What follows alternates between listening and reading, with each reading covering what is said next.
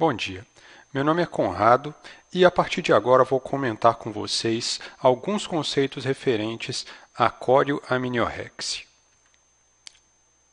Inicialmente, gostaria de estabelecer o conceito da corioamniorexia, que nada mais é do que a ruptura espontânea tanto da membrana coriônica quanto da membrana amniótica que se dá após a 20ª semana de gestação. Sabemos que as rupturas de membrana anteriores à 20ª semana de gravidez, elas correspondem aos quadros de abortamento por conceito.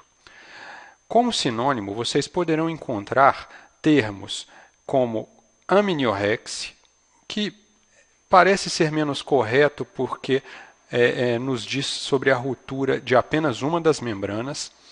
O termo rotura das membranas também é bastante usado.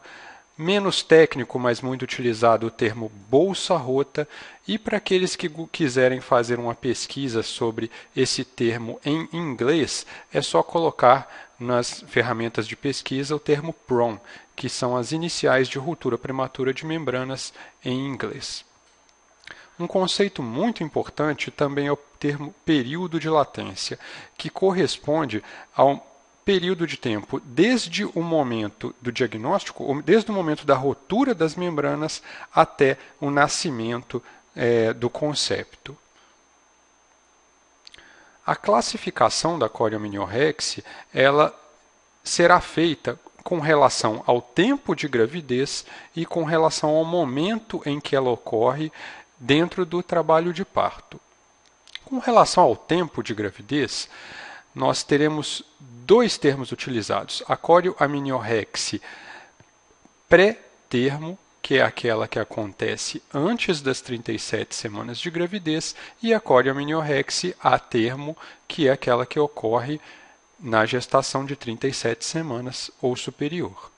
Com relação ao tempo de ocorrência em relação ao trabalho de parto, a corioamniorexia poderá ser chamada prematura, precoce, oportuna ou tardia. Corioamniorexia prematura é aquela que ocorre antes do início do trabalho de parto. Já a corioamniorexia precoce é aquela que ocorre após o início das contrações, após o início do trabalho de parto, portanto, mas antes de uma dilatação cervical avançada. Quando a paciente já estiver em trabalho de parto, em período mais tardio, com dilatação entre 7 centímetros e dilatação de 9 centímetros, essa corioamniorexia será chamada de oportuna.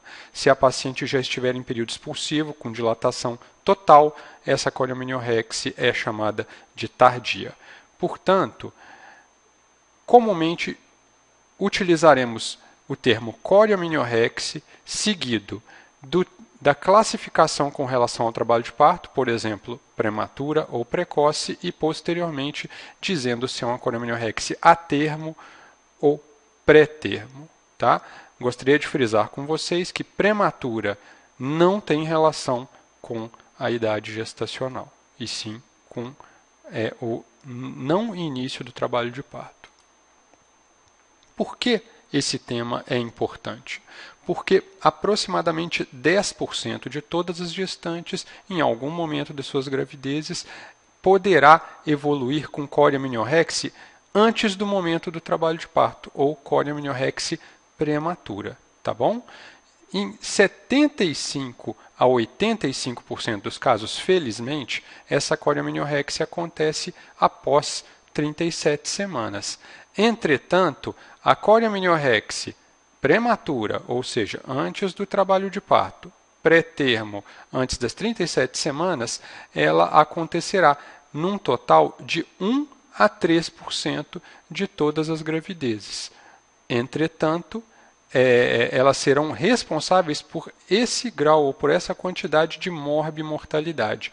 30 a 40% de todos os partos pré-termos são decorrentes de corioamniorexia prematuras pré-termos e 20 a 40% de todas as mortes perinatais são justificadas pelas corioamniorexias prematuras pré-termos. Bom, do ponto de vista de gravidez, do ponto de vista gestacional, A coriamniorrex prematura é responsável por uma maior necessidade de induções de trabalho de parto e por trabalhos de parto mais laboriosos, com um processo doloroso maior, porque se perde aquele coxim de proteção líquido entre o polo cefálico fetal e as partes maternas. Portanto, esse trabalho de parto é mais doloroso e normalmente demanda mais analgesia. Trabalhos de parto, portanto, tendem a ser mais prolongados e mais distóxicos, aumentando as taxas de cesárea. Do ponto de vista materno, uma grande preocupação com a ruptura das membranas é o aumento das taxas de infecção. Sabemos que até 1/3 dos casos há possibilidade de desenvolvimento de coriamnioniite, que é a infecção do produto, né, conceptual com a paciente ainda grávida, e da endometrite, que é a infecção da cavidade uterina, da cavidade endometrial pós-parto, após realmente o nascimento da criança. Sabemos que os processos infecciosos serão tanto mais comuns quanto menor a idade gestacional, principalmente naquelas gestações abaixo de 32 semanas, onde tentaremos, em algumas situações, postergar a gestação ainda dentro do útero para que possamos adquirir mais maturidade para essa criança. Do ponto de vista fetal e neonatal, preocupamos de forma muito importante com uma série de questões, mas principalmente com a prematuridade, já vimos que é uma das maiores causas de nascimento pré-termo, com alteração de vitalidade fetal, com a possibilidade de infecção do feto, do neonato, e também com outras questões importantes, como o prolapso de cordão, descolamento prematuro de placenta e mesmo o hipodesenvolvimento, a hipoplasia pulmonar, que vamos falar a partir de agora. Com relação à prematuridade, sabemos que quanto maior a idade gestacional ao nascimento, menor a probabilidade de mortalidade, maior a possibilidade, maior as perspectivas de sobrevivência desse feto, desse neonato. O que acontece principalmente aqui após a 32ª, 34ª semana, onde um percentual pequeno dessas crianças falecerá quando bem assistida.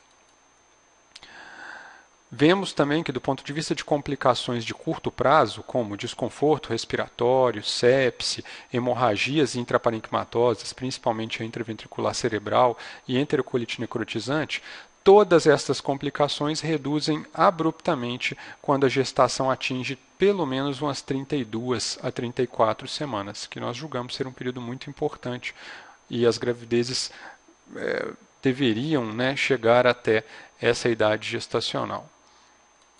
Com relação às complicações mais crônicas, como a retinopatia da prematuridade e a displasia broncopulmonar, vemos um comportamento muito semelhante, com rara manifestação dessas intercorrências após 32ª, 34ª semana gestacional, quando o nascimento ocorre nessa idade gestacional. Bom, com relação ao comprometimento da vitalidade fetal, poderíamos entender isto de forma fácil, observando que quanto menos líquido amniótico houver na cavidade, maior a possibilidade de compressão desse cordão, maior a possibilidade de compressão funicular. Sendo assim, há maior possibilidade desses fetos receberem menor percentual de oxigênio e, portanto, terem desenvolvimento mais restrito, terem alterações de vitalidade, crescerem menos do que o seu potencial. Com relação às infecções, isso não é diferente do que falamos para a mãe. A perda da barreira córeo-amniótica, a saída do líquido amniótico, facilita a ascensão de germes via vaginal para o ambiente intrauterino e a possibilidade de desenvolvimento de infecção, tanto materna quanto fetal e, portanto, neonatal. Isso está aumentado com relação às pacientes que não apresentam a coriamniorrex. Outra questão que pode acontecer com a perda da barreira coriamniótica e com dilatação cervical, pode haver a extrusão do cordão umbilical, ou prolapso do cordão umbilical, que muitas vezes pode ser comprimido pelo polo cefálico, pela angulação da vagina, e isso levar a alteração aguda de vitalidade e mesmo ao óbito fetal, sendo uma situação de emergência obstétrica. Outra questão que pode acontecer é o descolamento prematuro de placenta, principalmente pela redução abrupta do volume intrauterino, e com isso havendo o quê? Uma redução das dimensões uterinas, o que pode, em placentas assestadas em regiões menos favoráveis, pode haver uma tendência de descolar essa placenta, e caso isso aconteça, isso pode levar à hipóxia aguda, a risco de sangramento materno e fetal aumentado e complicações emergentes materno-fetais também. Já quanto à hipoplasia pulmonar, nós sabemos que isso acontece quanto menor a idade gestacional, em maior proporção. Vemos que abaixo de 20 semanas, pelo menos 50% dos fetos apresentarão hipoplasia, de 20 a 22, 25% dos fetos, e entre 22 e 26, 10% dos fetos. Por que se explica isso, gente? E o que eu quero dizer como sequência de Potter? A criança que perde, o útero que perde aquele líquido no seu interior, que é muito importante para o desenvolvimento, serve como fonte de proteção para essa criança, ela vai ter um aumento de pressão muito grande sobre as suas estruturas. E isso vai levar o quê? A uma grande compressão torácica e uma dificuldade do desenvolvimento natural dos pulmões. Então a gente observa isso aqui, parece um tórax em sino, algo que é muito parecido com o que acontece com as crianças que têm a sequência de Potter, que deriva da agenesia dos rins, de ambos os rins, e aí essas crianças não têm líquido, não produzem líquido amniótico, o que funciona muito semelhante às pacientes que têm coriamniorrhexis antes, em idade gestacional bastante precoces. O pulmão não consegue se expandir. E aí a gente observa outras alterações, como, vejam bem, o achatamento do pavilhão auricular, quase que você não vê, edemas, nas regiões periorbitárias, achatamento do nariz, alteração da posição dos membros. Isso acontece tanto então na agenesia renal bilateral quanto na perda do líquido amniótico em idade gestacional bastante precoce, e pode levar ao óbito desses fetos, ao óbito desses recém-nascidos, mesmo aqueles que nascem vivos.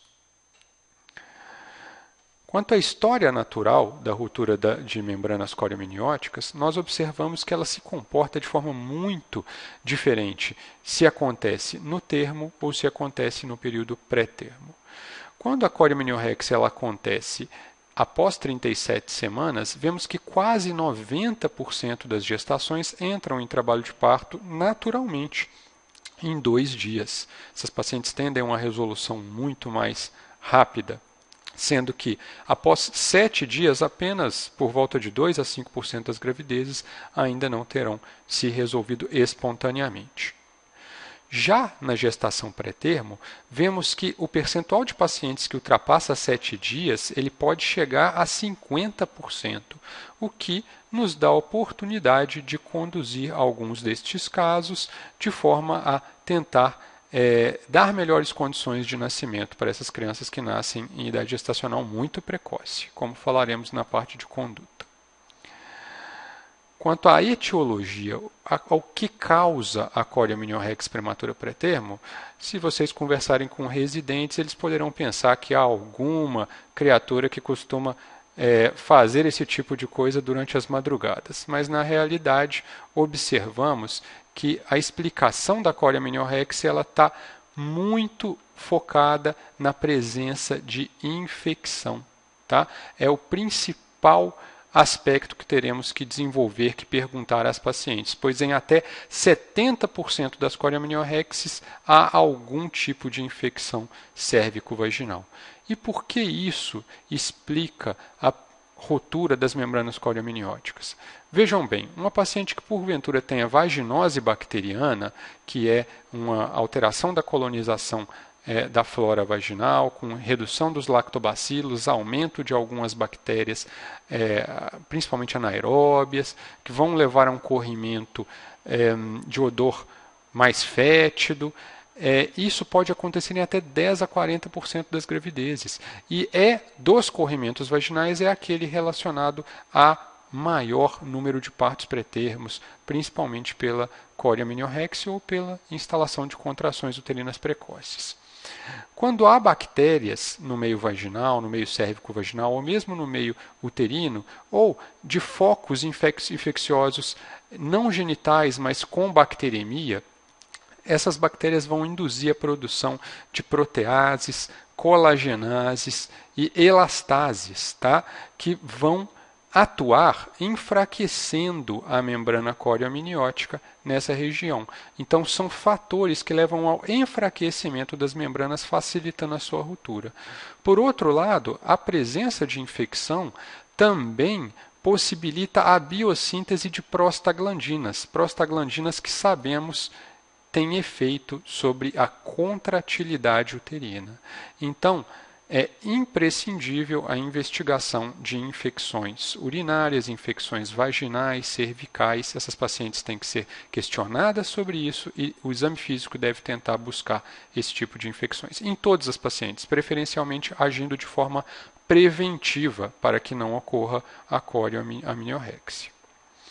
Mas há outros fatores de risco bastante importantes. Dentre eles, o trabalho de parto pré-termo ou a ruptura prematura de membrana prévios. Sabemos que, do ponto de vista epidemiológico, aquela paciente que já passou por um quadro desse em gestação anterior, ela tem uma possibilidade aumentada de desenvolver novo quadro nessa gravidez e ela tem que passar por um pré-natal muito cuidadoso para que se evite esse tipo de evolução. O tabagismo ele também ajuda ou interfere no enfraquecimento das membranas corioamnióticas por todas as substâncias lesivas que o tabaco ou que o fumo proporciona à gestante, e devemos estimular que a paciente pare de fumar durante a gravidez. Sangramentos genitais, eles estão relacionados, podem acontecer por diversos motivos, por trauma, por descolamento das membranas, da placenta, por trabalho de colo, mas a presença do sangramento ele elicita um aumento de atividade uterina, que pode levar a trabalho de parto pré-termo e a corioamniorrexia prematura pré-termo. Este IIC ele corresponde à insuficiência istmo cervical, que é o enfraquecimento, a presença de um colágeno não muito bom no colo do útero, levando a dilatações pouco sintomáticas do colo do útero e a perdas de gestação normalmente no segundo trimestre de gravidez, conhecido antigamente como incompetência istmo-cervical. Isso facilita a exposição das membranas no meio vaginal e a sua rotura. A realização de procedimentos invasivos, como a realização de amniocenteses ou cordocenteses, por a colocação de uma agulha que transfixa as bolsas corioamnióticas, aumenta-se a possibilidade de ruptura das mesmas.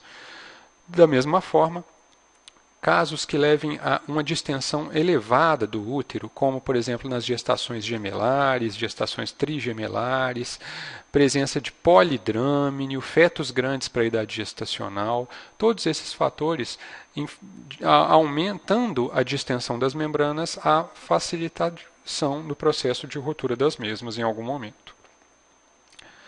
As deficiências nutricionais, pacientes que não se alimentam corretamente, deficiências proteicas, tudo isso também está relacionado ao enfraquecimento de diversos tecidos, entre eles as membranas corioamnióticas, que podem romper-se mais facilmente. Assim como muitas doenças maternas, principalmente doenças do colágeno, doenças autoimunes, síndromes hipertensivas, tudo isso está relacionado a danos placentários, a má oxigenação uterina e ao enfraquecimento dessas membranas corioamnióticas. Bom, temos agora uma noção sobre o que causa, mas precisamos diagnosticar corretamente a corioamniorrexia, o que nem sempre é uma tarefa fácil. Mas a mensagem que deve ficar é que o exame físico e uma anamnese bem realizadas podem nos levar a praticamente 90% dos diagnósticos como feitos de certeza. os outros 10 a 15% dos casos necessitarão recursos adicionais. Tá? Mas antes de passar para esses recursos adicionais, eu gostaria de também chamar a atenção que esses casos devemos evitar ao máximo a realização de toques vaginais. Tá? Então, frente a uma paciente com queixa de coriamniorrex, de perda líquida, nós devemos fazer a anamnese, realizar o exame físico obstétrico geral e vamos fazer o que? Inicialmente, antes de tocar a paciente, passar um espéculo estéreo, observar a exteriorização de líquido pelo orifício cervical externo. Podemos pedir para as pacientes fazerem manobras de Valsalva. E frente à realização de pressão ou de mobilização do polo cefálico, observaremos em muitas das situações perda de líquido via vaginal. Já nos casos em que não observarmos, vamos evitar mesmo assim realizar toque vaginal e quando o fizermos, utilizando luva estéreo, porque o próprio toque pode facilitar a ascensão de germes para o ambiente uterino. Bom, qual seria o diagnóstico diferencial da perda de líquido referida pela paciente na anamnese? Bom, algumas coisas podem nos levar ao falso diagnóstico coriamniorrex. Um conteúdo vaginal abundante, paciente que tenha um corrimento, pode falar que há umedecimento de roupas íntimas e isso se confundir com a perda de líquido intrauterina. Pacientes que começam a ter contrações e eliminam muco também podem ter umedecimento das roupas íntimas e levar a um falso diagnóstico de coriamniorrex. É muito comum no fim da gravidez as pacientes terem perdas urinárias involuntárias, né, terem incontinência. E isso também pode levar ao diagnóstico ou uma confusão diagnóstico com a coriamniorrex. Pacientes que têm uma ruptura, essas duas situações que estão em preto são menos comuns, felizmente, mas que podem levar a bastante confusão. A rotura apenas da primeira membrana, a coriorrex, é um diagnóstico diferencial bastante difícil de ser feito, pode acontecer, a gente não vai observar a redução do volume amniótico intrauterino, mas a paciente tem uma perda pequena de líquido e esse é um diagnóstico de exceção, quando se descarta todas as outras possibilidades. Assim como a ruptura alta das membranas amnióticas, que por muitas vezes pode fazer um mecanismo de perdas mais discretas e que vão acontecer num período mais longo, mas são diagnósticos de exceção, como eu falei para vocês anteriormente. Frente às dúvidas que podem ocorrer após realização de anamnese e exame físico, podemos ou teremos que realizar alguns testes complementares para nos fazer chegar ao diagnóstico ou à confirmação ou à exclusão da coriamniorrex. E vamos usar vários testes dessa forma preferencialmente sequencial até se chegar à conclusão de se há ou não ruptura das membranas. Vou iniciar com o teste do aquecimento do conteúdo cérvico-vaginal, que é um teste menos utilizado, talvez hoje vocês não vão observar as pessoas no centro obstétrico realizando, mas que num período anterior ajudou bastante a diferenciar a perda de líquido de algum fator que leve a falsa positivação, como o muco cervical mais abundante. Nós vamos fazer o que nesse teste? Coletar material com uma espátula da região do fundo do saco, passar sobre uma lâmina e vamos aquecer num bico de Bunsen ou alguma fonte de aquecimento semelhante. Se o que nós tivermos colocado sobre a lâmina for líquido amniótico, normalmente vai haver uma coloração mais clara deste material. Se aquele material sobre a lâmina ficar com uma coloração mais acastanhada, possivelmente se deve a muco ou outras substâncias líquidas que não são o líquido amniótico, e que nesse caso teríamos um resultado negativo. Esse teste apresenta menores taxas de sensibilidade e especificidade do que os outros que nós vamos falar a partir de agora, portanto ele é menos utilizado. Esse aqui, o teste da cristalização do conteúdo cérvico-vaginal, vai ser aquele primeiro teste complementar que realizaremos rotineiramente nas suspeitas de cória amniorrex. Ele tem taxas de sensibilidade muito satisfatórias. Também coletaremos aquele conteúdo do fundo de saco vaginal, passaremos sobre uma lâmina e levaremos essa lâmina após secar, processo de secagem em temperatura ambiente, colocaremos no microscópio e precisaremos observar essas ramificações que são chamadas de cristalizações. Nós teremos que ter esse tronco principal, as ramificações primárias e as ramificações secundárias. Para dizermos que há uma preditividade para cória amniorrex com essas taxas de sensibilidade, deve haver a presença de ramificações secundárias, não apenas as ramificações primárias. Tá? Isso aqui é muito sugestivo de cória amniorrex, por diferença de pH, né, que é mais alcalino no ambiente intrauterino, e quando o líquido cai na vagina, ambiente mais ácido, essa diferença de pH leva a esse comportamento muito semelhante ao de samambaias. Bom, outra ferramenta que pode ser utilizada é a determinação do pH vaginal com fitas próprias. Como eu acabei de dizer para vocês, o pH normal da vagina ele é um pH mais ácido, tá? Enquanto o pH normal do líquido amniótico é um pH que gira mais em torno da neutralidade ou alcalinidade, pH de 7 a 7,5. Sendo assim, se colocarmos essa fitinha no ambiente vaginal, devemos observar normalmente uma coloração mais amarelada, correspondente a pHs mais baixos. Se por acaso a coloração dessas fitas tender ao roxo, pHs mais alcalinos, possivelmente esse pH pode estar alterado pela presença de líquido amniótico no meio vaginal. E as taxas de sensibilidade também atingem valores bastante favoráveis.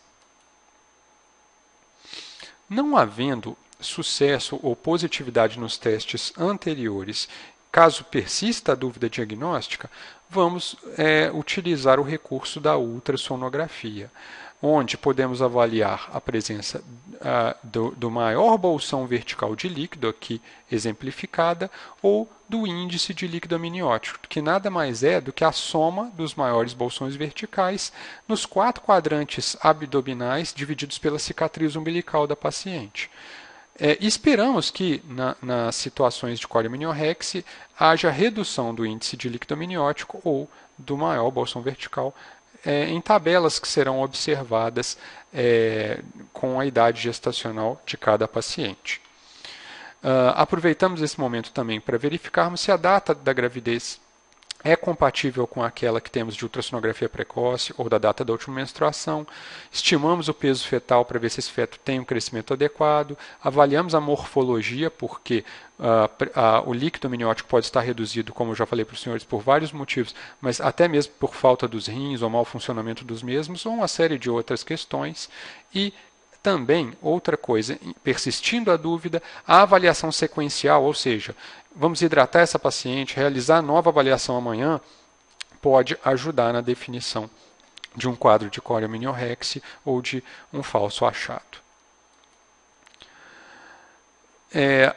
A amniocentese seria o padrão ouro para a realização do diagnóstico da cória amniorrex. Entretanto, ele é um diagnóstico invasivo, que por si só pode elicitar a ruptura das próprias membranas pela invasão do espaço córeo-amniótico. Entretanto, nas situações de maior dúvida, pode ser discutido com a paciente e pode ser injetado tanto soluções corantes quanto soluções radiopacas e depois coloca-se um tampão vaginal na paciente, pede-se para ela se deambular, e aí depois você tira esse tampão vaginal, ou que pode estar colorido, né, na injeção de soluções corantes, como por exemplo azul, né, no índico carmino, azul de Evans, avermelhado na injeção de vitamina B12, e quando utilizamos substâncias radiopacas, nós levamos aquele tampão, aquela compressa para a radiologia, radiografamos a compressa, comparamos com outra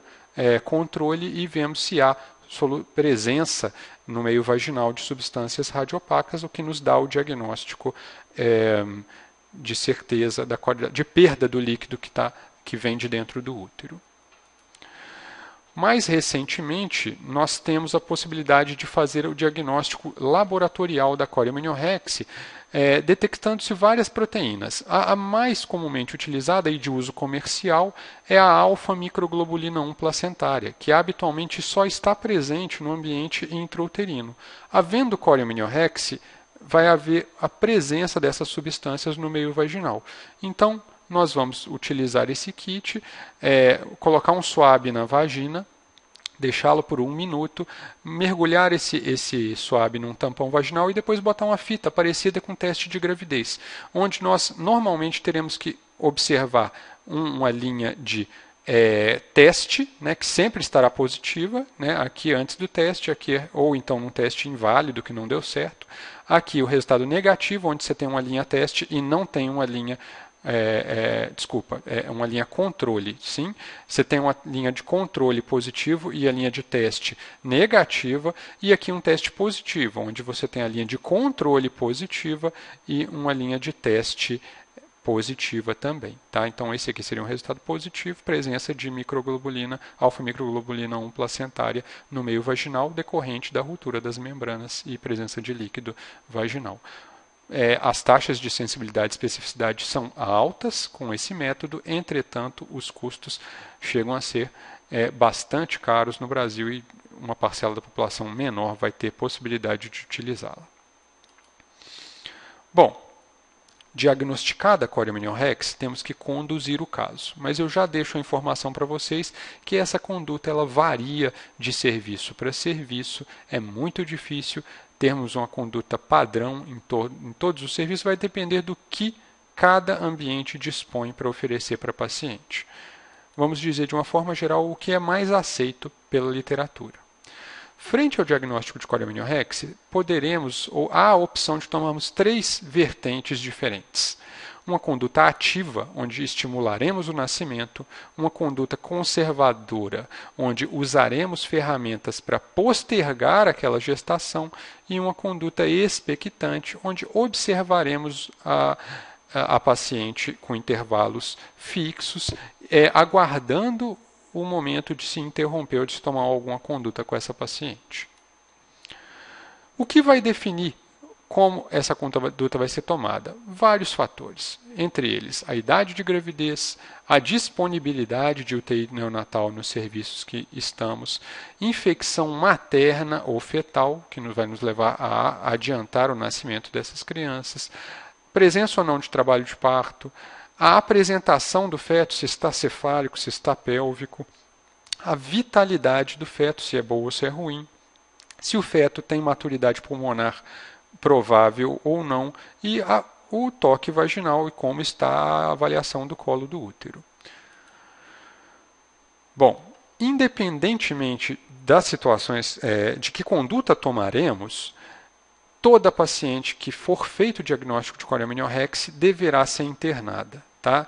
Isso é estanque. Diagnosticou coriamniorrex, interna-se a paciente por um período mínimo de 48 a 72 horas, onde avaliaremos os riscos adicionais para essa gestação e avaliaremos todos aqueles critérios já ditos para dizer se essa paciente fica internada ou vai em conduta ambulatorial, o que é raro. Vamos evitar qualquer toque desnecessário e, se fizermos, vamos utilizar uma luva estéril. Essa paciente deverá fazer curva térmica de 4 em 4 horas para surpreendermos febre e processos infecciosos. Devemos solicitar vários exames laboratoriais para investigação de infecções, principalmente, entre elas o hemograma, a urina do tipo 1 e a urocultura, sorologias habituais da paciente e o swab vaginal e anal para detectar colonização para o estreptococo do grupo B. Atualizaremos os exames pré-natais que porventura estiverem atrasados e realizaremos a ultrassonografia obstétrica para avaliar líquido, morfologia, crescimento, vitalidade, conforme falei para vocês, e a cardiotocografia também pode e deve ser usada para avaliação da vitalidade fetal. De forma geral, a conduta se dará da seguinte forma. Se a idade gestacional for termo ou próxima do termo, superior a 36 semanas, e a paciente estiver em trabalho de parto, a conduta será assistência ao parto. Se a paciente não estiver em trabalho de parto, ou seja, fora ou numa fase latente, a conduta será ativa. Então, estimularemos ou induziremos aquele trabalho de parto para que ocorra o nascimento. Portanto, termo ou acima de 36 semanas, conduta ativa. Abaixo de 24 semanas, ou seja, num período de inviabilidade do feto, fetos que possivelmente não sobreviveram por não estarem equipados com todas as condições para o nascimento saudável, normalmente a conduta também tende a ser ativa, com indução ou estímulo do trabalho de parto. Entretanto, em casos raros, orientando-se bem dos riscos maternos e fetais, principalmente os riscos para a mãe de infecções uterinas, risco de perda do útero, e de impossibilidade de futuras gravidezes. Em casos muito selecionados, pode-se discutir com o casal pela conduta expectante.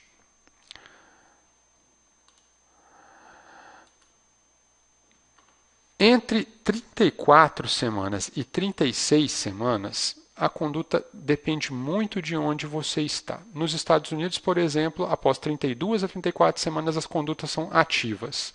No Brasil, pela disponibilidade menor de leitos de terapia intensiva, recomenda-se avaliar condições clínicas da paciente, condições de maturidade fetal e condições laboratoriais, podendo-se ou não estender as gravidezes até a 36ª semana, quando tomaremos condutas ativas, depois dessa idade gestacional.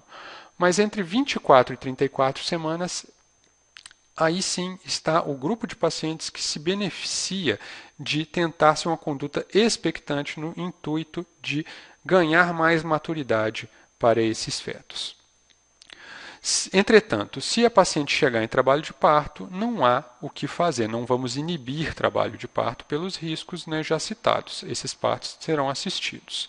Se a paciente estiver em fase latente, ou seja, começou a ter contrações, vamos estimular esse parto, não há como segurar. Apenas se a paciente tiver com cólia minionite, com sinais de infecção, obviamente o parto tem que ser estimulado. Mas se a paciente estiver completamente fora de trabalho de parto e sem sinais de infecção, aí sim, essas são as candidatas à conduta expectante. Aqui um organograma que demonstra isso que eu acabei de dizer para os senhores, Internação de todo mundo com coriamniorexia. Se a gestação for menor do que 24 semanas, discutir a interrupção da gravidez. Se a gestação for superior a 36 semanas, contrações presentes, eficientes, assistência, contrações presentes, deficientes, estimular, contrações ausentes, indução. Ou seja, as condutas são ativas depois de 36 semanas no nosso meio, tá bom? E se a gestação estiver naquele período em que houver benefício com conduta expectante, se as contrações estiverem presentes, não tem jeito, A gente vai assistir o parto se elas estiverem eficientes e se elas estiverem deficientes, estimular. Agora, se a paciente não tiver sinais de maturidade, se as contrações forem ausentes e não houver sinais de infecção, conduta expectante,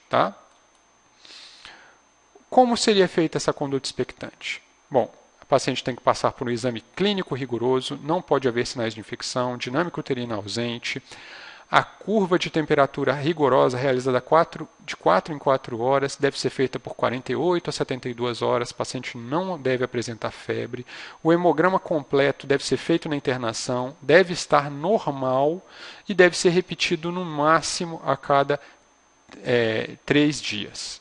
Períodos superiores a esse não são recomendados.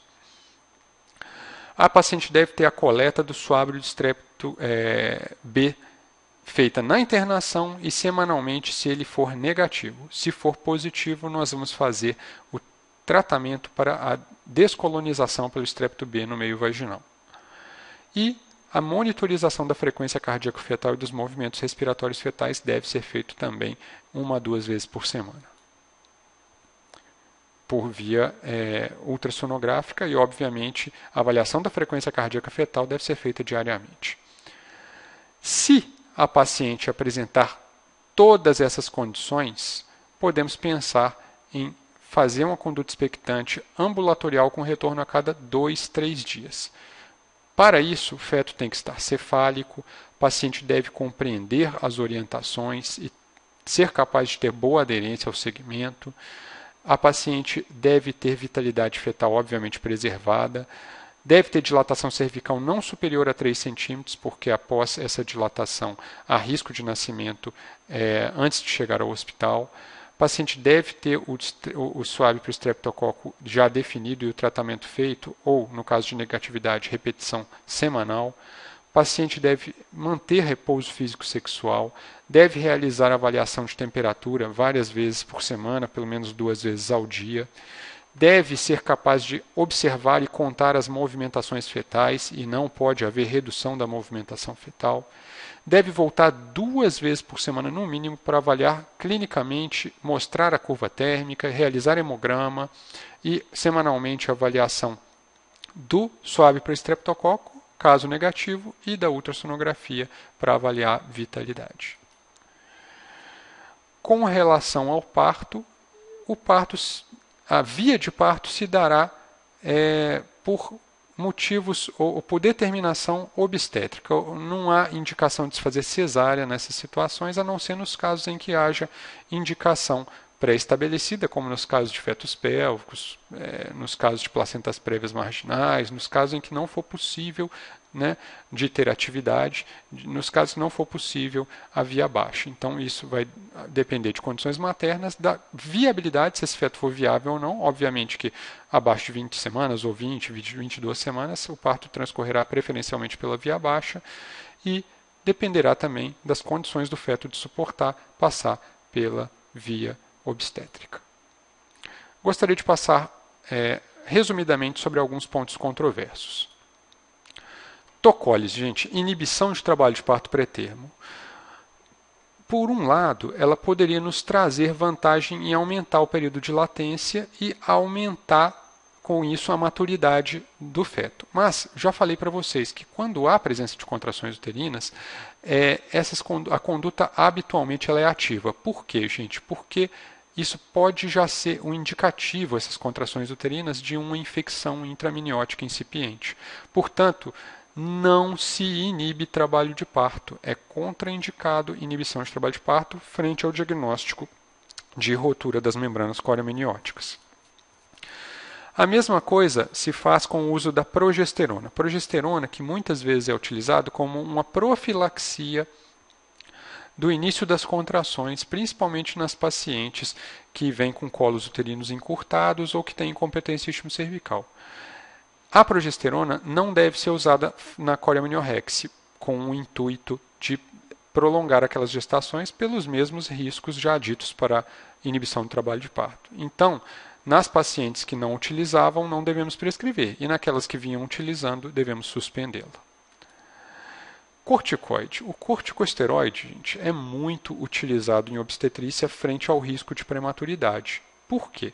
Porque reduz de 30% a 60% uma série de questões, como mortalidade neonatal, síndrome de desconforto respiratório, hemorragias parenquimatosas intraventriculares, pulmonares desses recém-nascidos, enterocolite necrotizante e tempo de permanência em berçário.